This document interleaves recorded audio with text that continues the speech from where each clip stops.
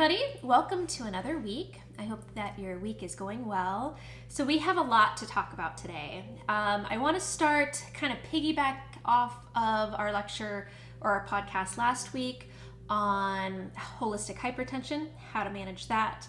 And I was actually looking this morning on the most Googled health questions.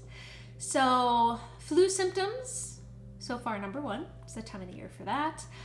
Diabetes, ADHD, which we'll talk in another podcast about, anxiety, which raise your hand if you have anxiety, right? Concussion symptoms, heart attack, high blood pressure, which we've covered, kidney stones, depression, stroke, and allergies.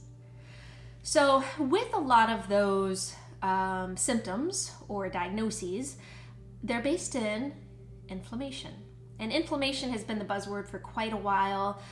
It's really the root of all chronic disease. So I want to talk a little bit about managing inflammation, which will ultimately let us lead longer and healthier lives. And really, if you can manage your inflammation, it's kind of like an anti-aging lifestyle and diet. Not only will you help prevent any health conditions, but you'll age gracefully and have good quality of life, which none of us, of course, get out alive, but if we can be walking outside, gardening, playing with the grandkids or great-grandkids when we're in our 70s and 80s, that's really the name of the game. And not have Alzheimer's, dementias, Parkinson's, and be in assisted living or nursing home.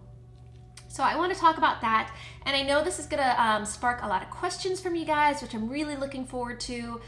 So you can always let me know on topics that you want to cover in the future, and if I brought something up and you'd love a podcast dedicated to that, that would be great.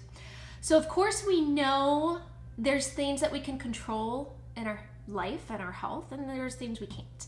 So we can't, unfortunately, I wish we could, control how we age as far as the years going by. We can't pick our parents, although sometimes that might be nice. Genetics, they say, is 80% is environment. Genetics is 20% of your health.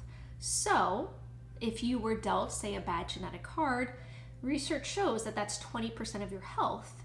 80% in theory can be modified by environment. So that includes emotions, lifestyle, exercise, nutrition, diet, all of the above.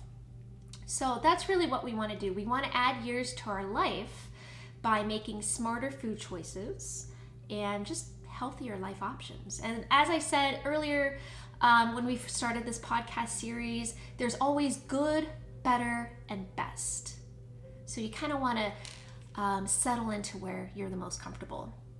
So some of the latest fads that we've had for years, red wine was a big one for anti-aging, resveratrol was a buzzword, and a glass of red wine a day is healthy. And if you looked at the Mediterranean diet, yes, that is true. The Europeans, the Italians, they do drink very clean red wine, and I don't blame them for that. Their glasses are quite a bit smaller than ours, their serving sizes. So if you ever, if you're into antiques, or if your parents were into antiques, you can get one of the cocktail glasses, and they're tiny. Those drinks were so tiny in the 50s and the 60s. If you get a wine glass today, it's like a fishbowl. So portions make a big difference. So red wine does have its benefits. Resveratrol is a wonderful antioxidant. Another buzzword was green tea, and it's still really great. There's wonderful studies for anti-aging and lowering inflammation with the active component in green tea. So you can do matchas, you can do add it to your food. There's all different ways to get the benefits of the component in green tea. And of course, antioxidants in general. So as Dr. Corey and I talked about last week with polyphenols, kind of rotating your antioxidants is important. There's so many out there, and I'll put together a protocol of different antioxidants that you can kind of pick and choose from. So what I like to do in practice, and of course with friends and family, is rotate your antioxidants. Your body is bombarded by different chemicals all the time, different emotions, and it's ever changing. So why would you stay on the same antioxidant for months on end? So it's nice to switch those up. Superoxide dismutase is a great one, SOD, N-acetylcysteine, also known as NAC. Glutathione is a wonderful one. So there's a lot of different ones that you can kind of rotate through to kind of get the best benefit for your health.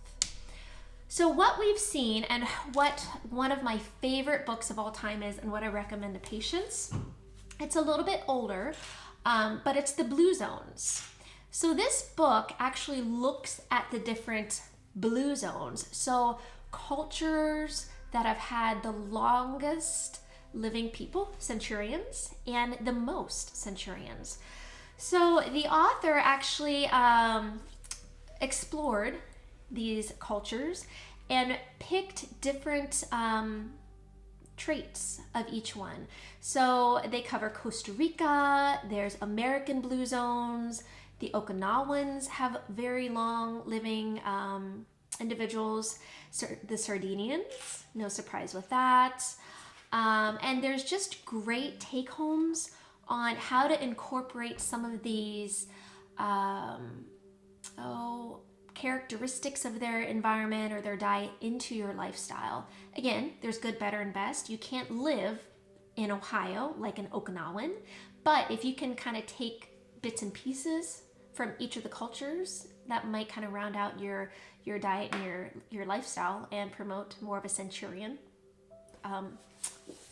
hopefully, longevity. So what we're looking at is really looking at that book. There's really no single food. There's no superfood that's gonna cure everything or any supplement that's gonna cure anything. And I get this question asked a lot is, okay, is turmeric good? Is curcumin good? What's the best this? What's the best that? There really isn't the best. There's good, better, and best, and it's nice to rotate those. So same thing with foods. We have different foods for a reason, right? There's different seasons for a reason. There's different fruits and vegetables that come up to different times of the year to round out those different nutrients. So there's not just one single food that's gonna make or break you. It's food patterns and really lowering your inflammation. Another characteristic with living longer and managing inflammation, no surprise, get moving, exercise. So the rule of thumb, 20 to 30 minutes, 2 to 3 times a week. If you can do that every day, even better. Research shows that just maintaining your weight, if you're past a certain age, you need about 45 minutes of exercise a day just to maintain. That's not to lose weight, but anything that you can do, either yoga or walking, Tai Chi, anything just to get moving, strength training, get those joints moving, get the collagen lubricated, and help get that inflammation lessened. Fish, of course, we know that fish is wonderful. In a lot of the cultures that have blue zones, fish is incorporated into their diets. Of course, the quality matters. So we want wild only. With farmed fish, we know that their diet's not the best and their living conditions aren't the best. A lot of them are fed grain. So you want wild fish. We don't want trans fats. Trans fats is a new invention, so to speak, for our bodies. We want real fats. And I know they've banned trans fats with a lot of the fast food industry, but you can still find it out there. Wine with dinner. Of course, we talked about wine. Portions matter and quality matters. If you can get a wine with that's organic, right? Just like we've talked about with Dirty Dozen and the Clean 15, grapes can be heavily sprayed with pesticides, and there's quite a few grapes that go into making a bottle of wine. So those pesticides will get in your wine as well. So you want organic wine. Again, in Europe, GMOs is not really an issue, so there's a big difference, and I have patients go overseas quite a bit, and they say, Dr. Heck, I was able to eat the bread, I was able to drink the wine, I didn't have any headaches, I felt wonderful. Quality, right? Quality and purity. Smoking, of course, we know can decrease your blood flow in the body. Some of my worst spine presentations in practice are my smokers. because smoking really hurts the microvasculature. It increases inflammation, it lessens healing. And again, there's a lot of chemicals and additives in cigarettes. So we want to try to avoid smoking if we can. And it is possible to add, research shows, about 14 years of life based on your diet. So quality over quantity, for sure. There is a couple of practices in that Blue Zones book. There's a practice called Hara Hachi Bu, where they recommend eating until you're 80% full. So again, if you've gone overseas and you've had, say, a dinner in Spain, their dinners last a couple of hours. And you savor the food, you socialize with those that you're involved with. With American fast-paced lifestyle, with sports and work and everything else, a lot of times we're not able to connect and sit at a dinner table. So we lose that feedback when we're eating. So eating slow, chewing your food, and once you're about 80% full, stopping will give your brain the proper feedback that you need. And of course, there's studies that show that calorie restriction can contribute to longer lifestyle. Sometimes that's possible, sometimes it's not. There's studies that show that it, of course, lowers inflammation and improves heart functioning. So that's something to think about. And another way to manage inflammation is managing stress. So getting moving. So exercise, meditation, praying, spending time with your pets, your friends, any way that you can help manage stress will lower your inflammation and promote a longer lifestyle as well. Sleep. Sleep's critical, and this is a topic for a whole other podcast. I've had many patients who, and I talked to Dr. Corey last week on the podcast about sleep apnea, right? A lot of us have sleep apnea, high blood pressure, cholesterol issues. There's kind of a domino effect. Once you have one, everything else starts to follow. So if you're not sleeping, you're not healing, there's increased risk for heart disease, immune issues, and of course, reduced mental response time. So you got to get sleeping, put down the phone about an hour before bedtime. And this is something I want to cover in the future as well, detoxification. So we can help to manage what we're exposed to through diet and stress relief and exercise and all of that. However, our bodies aren't meant to handle a lot of these chemicals. So if we can do seasonal or at least annual detoxifications, there's really good research that shows that'll help to decrease our toxic load for chemicals and lessen inflammation, improve symptoms for chronic disease, and help us live longer. What I wanted to bring up is, with talking about detoxification, there's some really good studies. They've been out for quite a while, but there's some studies that show that with the chemical load and all the inflammation, infertility is actually on the rise. So what we've seen since 1960, and this is through 2018, is there's a 1% per year decline in infertility or infertility issues. So infertility is definitely increasing at an alarming rate. A lot of the researchers can't pinpoint it, but if you think, okay, what's really changed since the 1960s to now? Our food, right? More processed food, faster paced lifestyle. Both parents are working now, more chemical pollution, more stress. We have a faster paced lifestyle now than we did in the 60s. So if you kind of take all of that into consideration, again, I don't think there's one contributing factor, but if you think about all of that, if we can help manage some of that, that might help with fertility issues as well. A lot of the men that come into my practice, if they're having mental clarity issues, fatigue, just overall poor libido, I always recommend, especially if they're over 30 and if they're having infertility issues, have their testosterone checked.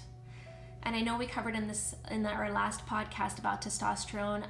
Testosterone has actually decreased 15%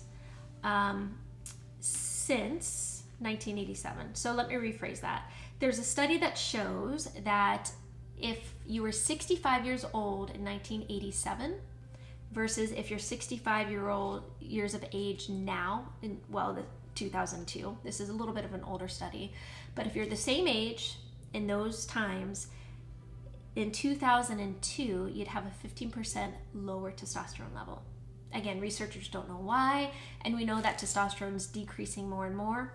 Think about the infertility as well, so all the chemicals. So testosterone is an important thing for men, especially to get checked.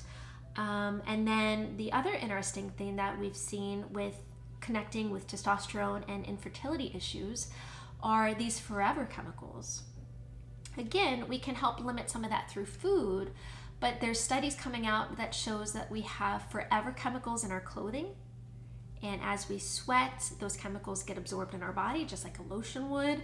So forever chemicals in our clothing, in our water. There's over 40 studies that have been done that have shown about 80% of chemicals in pregnant women have been passed to the fetus. And that was an older study, that was 2016.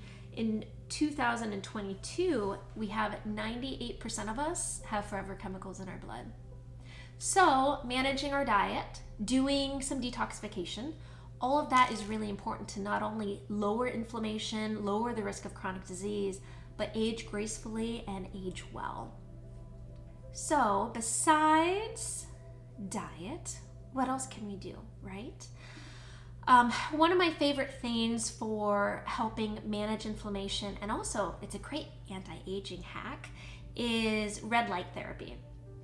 For the eyes especially, we know that exposure to red light will help with macular degeneration. We know that exposure to red light will help with collagen formation, it helps with healing, and it just lowers our inflammation. We don't really get that red light exposure or that same exposure that we would normally unless we're getting up with the sunrise and going down with the sunset. If we're not watching those and getting that light exposure, which most of us aren't, we're inside, then we're not getting that critical light therapy. So what I've done, I use, it's Mito Red Light, and I have an affiliate link you can click on. I just have a little tabletop red light therapy, and I'll do that 2 to 3 times a week, anywhere from 10 to 20 minutes, and I'll focus that on any certain part of my body. So if I have an injury, I'm gonna have red light exposure to that injury. If I'm working on anti-aging, I'll put my serums on and then I'll sit in front of the light. Red light therapy is also shown to help with hair growth, with fertility. So there's many, many different benefits to red light therapy. And of course, besides doing environmental changes such as red light therapy, managing your diet, addressing any food depletions or nutrient depletions is critical. So, for example, for bone health as we age, once we are 30, our bone cells are less active and they continue to break down. So, if you have a family history of osteopenia, osteoporosis, you want to make sure that you have your vitamin D getting checked, K, alkaline foods, so less inflamed foods, and calcium. And with calcium, the difference matters. Again, there's good, better, and best. So calcium carbonate is from seashells. It's the least absorbed because we're not meant to eat seashells. Calcium citrate is better.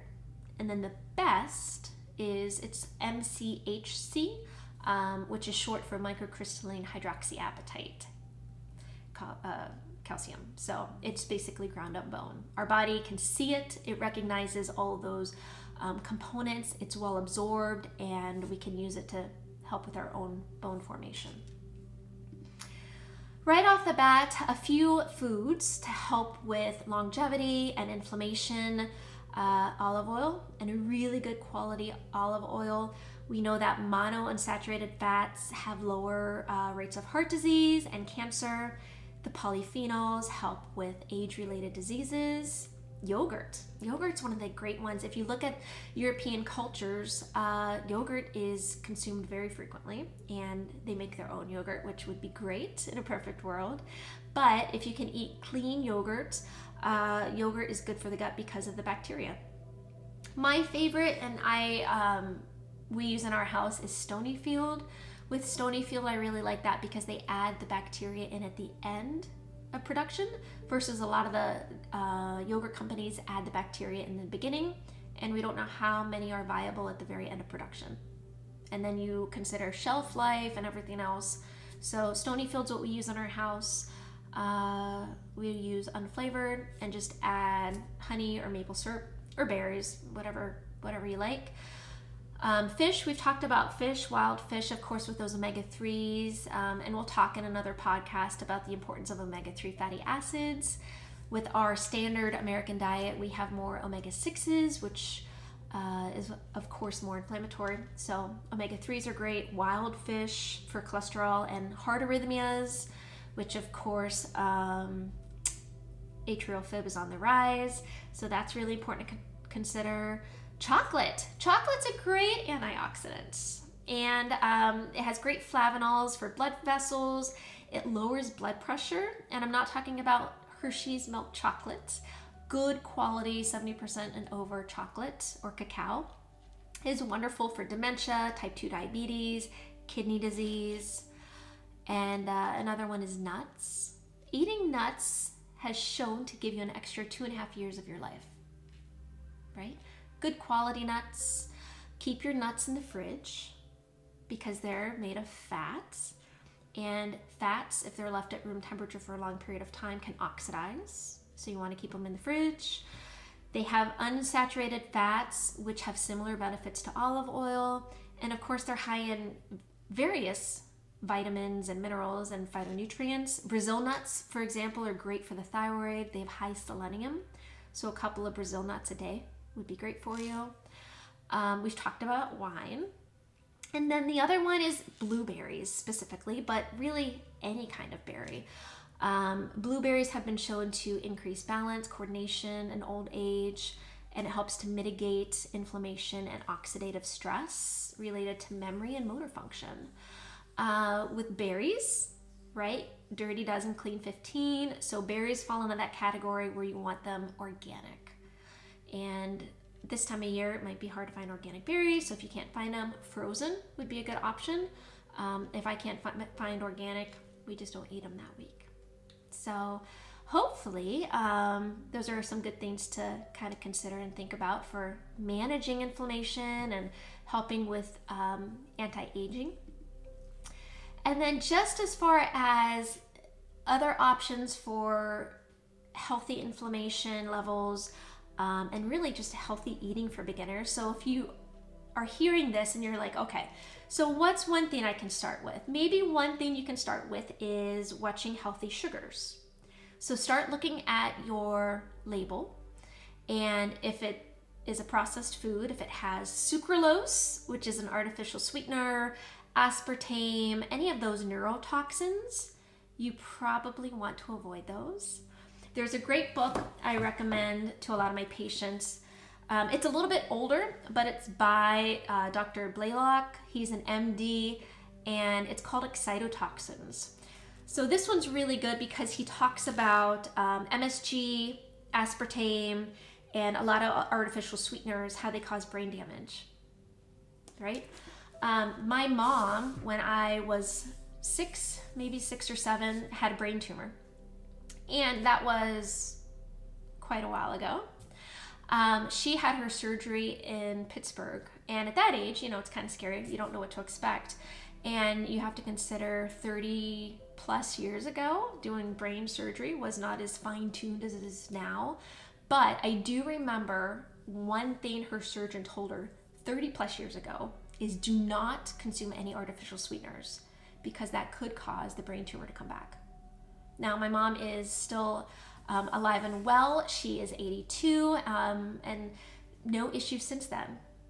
So it's something to think about. So if you have any of those artificial sweeteners, if you use the pink stuff in your coffee, throw it out, because it's not doing you any favors. It's not nutritionally beneficial, and it's actually causing some brain damage. So what do you eat for sugar? What God gave you, maple syrup. And if you notice, certain sweeteners or sugars are during certain times of the year. So we have maple syrup during the winter, the fall and winter, and early spring. And then honey, right? The bees. So honey, maple syrup, another one, dates, bananas, fruit sugars. Molasses is another one that I like. Stevia is one that's out there. And I know monk fruit's really big right now as a substitution. Those are good in theory, right? So there is a stevia plant, and if you have a stevia plant and you pick the leaves and you crush it and you put it in your tea, totally fine. But if you use stevia or monk fruit out of a bag, it's not the same. We take something natural and we process it so much that it becomes unbeneficial for the body, and it's not necessarily as recognized. So really avoid any artificial sweeteners, any artificial sugars. And then the other easy one to start with are flours. So if you do a lot of baking, a lot of cooking, with flour and with grain, there's always good, better, and best. So white, not the best. Whole wheat, not the best. Better, whole grain. And then if you can find an heirloom grain or a non-GMO or organic grain, that's best. If you're doing gluten-free, there's some great gluten-free substitutions out there, but really looking at flour that is heirloom or that's organic, that's been around for a long time, is the best, just to avoid the glycophosphate issue. And we'll talk about glycophosphates, which aka Roundup, and how that impacts our inflammation levels and our aging process and a lot of chronic disease in another podcast. But just kind of looking at heirloom and organic is really the best to do that. We use Bob's Organic a lot. The other thing that we do is we get our pasta from Italy. So di Secco, they use non-GMO grain, right, to make their pasta. So as a rule of thumb, if it's from Europe, you're good to go. So those are just easy things to kind of consider. I hope that you'll start looking in your pantry, and we'll cover more in our next podcast about inflammation and healthy eating, and I'll give you guys some more steps. But if you can start looking at your sugar, looking at your flour, and then just get moving, manage your stress, and maybe be a little more conscious of what you are eating or maybe not eating. That's a good place to start. So I will see you guys soon, and remember, there's always good, better, and best.